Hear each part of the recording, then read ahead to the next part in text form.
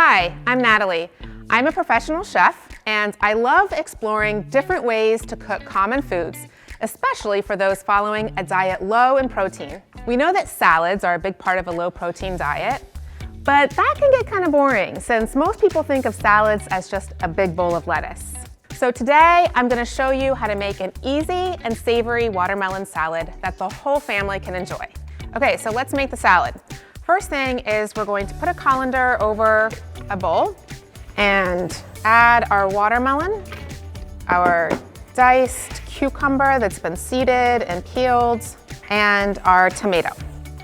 And season them with salt.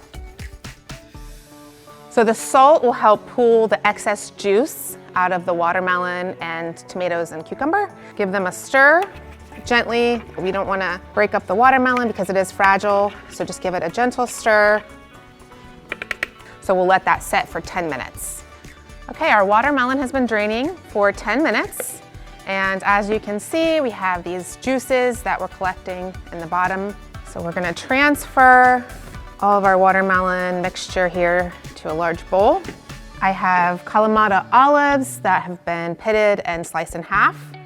This is an optional item. You certainly don't have to add them. I love them. I have a tablespoon of fresh mint, a little bit of olive oil, balsamic vinegar, drizzle that right on top. And lastly, we're gonna finish with salt and pepper. You can be generous to season it. I like a lot of crushed black pepper. And we're gonna mix that all together. So the thing about watermelon is a lot of people think that it's only a summer staple, but this side dish is excellent all year round. We're gonna plate it, being gentle with the watermelon. It is fragile.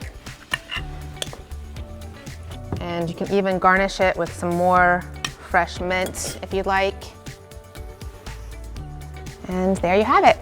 So if you're looking for more quick and easy low protein recipes to add variety and help you stay on diet, check out nutritiametabolics.com for more recipes.